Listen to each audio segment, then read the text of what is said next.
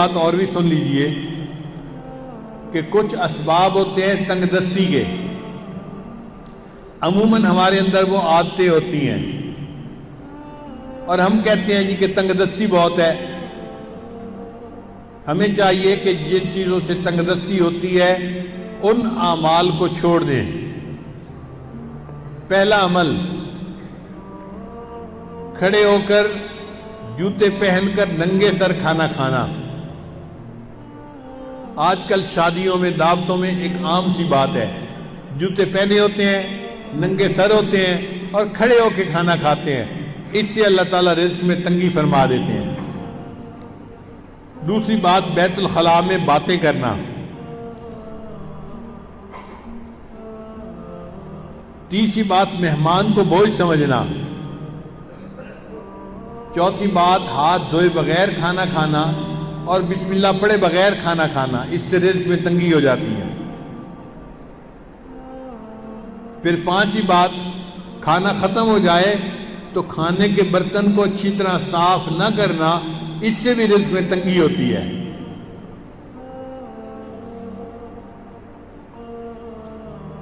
پھر چھٹی بات، مسجد میں دنیا کی باتیں کرنا۔ پھر ساتویں بات، مانگنے والے فقیر کو جھڑکنا۔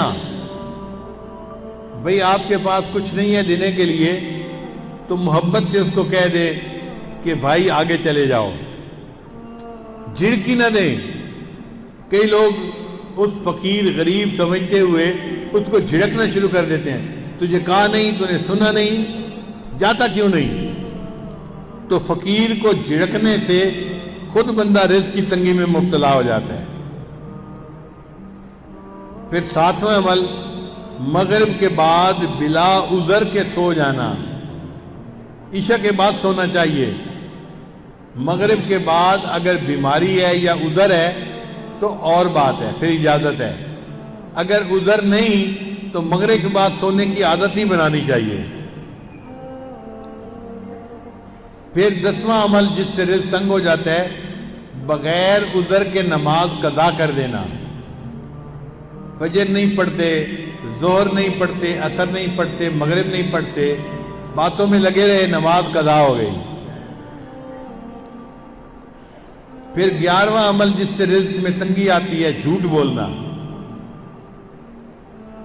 اور آج کل تو جھوٹ بولنے کی ابتدا ماں باپ بچے سے ہی کر دیتے ہیں۔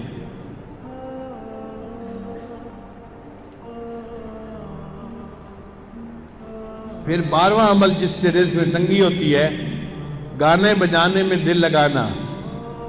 گانے پسند ہوتے ہیں تو آپ دیکھیں گاڑیوں میں ہر وقت ٹوں ٹوں ہوتی رہتی ہے، گانے لگے ہوئے ہوتے ہیں، میوزک لگی ہوتی ہے۔ پھر 13واں عمل جس سے رزق میں تنگی آتی ہے، اولاد کو برا بھلا کہنا۔ کچھ جاہل ماں باپ کو اولاد کو گالیاں دینے میں مزہ آتا ہے۔ ماں ہے تو گالیاں دیتی ہے، باپ ہے تو گالیاں دیتا ہے۔ اولاد کو گالیاں دینے سے اللہ تعالیٰ بندے کو رزق کی تنگی میں مبتلا کر دیتے ہیں۔ اس لیے غصے میں بھی اولاد کو دعا دینی چاہیے۔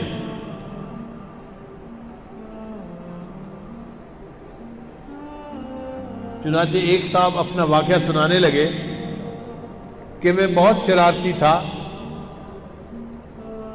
اور گھر والوں کو میں نے تنگ کیا ہوا تھا۔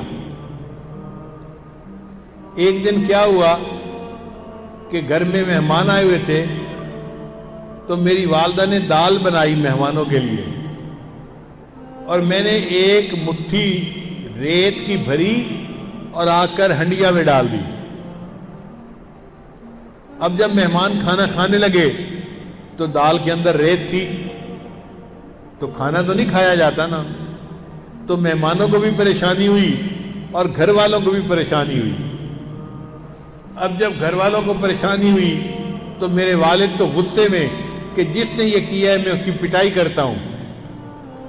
کہنے لگے کہ میری والدہ کو پتہ چلا تو میری والدہ نے پتہ کیا کہ یہ کام کیا کس نے ہے، تو ماں کو بچوں کا پتہ ہوتا ہے، اس نے کہا کہ فلاں نے کیا ہوگا۔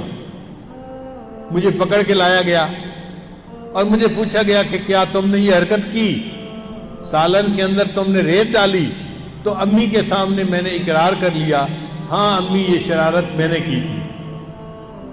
کہنے لگے کہ یہ شرارت کا جب میں نے اقرار کیا تو غصے میں میری ماں نے مجھے کہا، اچھا تو نے مہمانوں کو تکلیف پہنچائی اور سالن کے اندر تو نے ریت ڈالی، اللہ تعالیٰ تجھے حرم کا امام بنا دے۔ تو وہ کہتے ہیں کہ اللہ نے میری ماں کی دعا کو قبول کر لیا اور آج اللہ نے مجھے دونوں حرم کا امام بنا دیا۔ یہ واقعہ کس کا تھا؟ قاری سدیس کا تھا جو حرم کے امام ہیں۔ انہوں نے اپنی زندگی کا واقعہ سنایا کہ میں نے یہ حرکت کی تھی، میری والدہ نے مجھے بد دعا دینے کی بجائے دعا دی تھی، بیٹا اللہ تجھے حرم کا امام بنا دے، اور آج میری ماں کی دعا قبول ہوئی اور اللہ نے مجھے حرم کا امام بنا دیا۔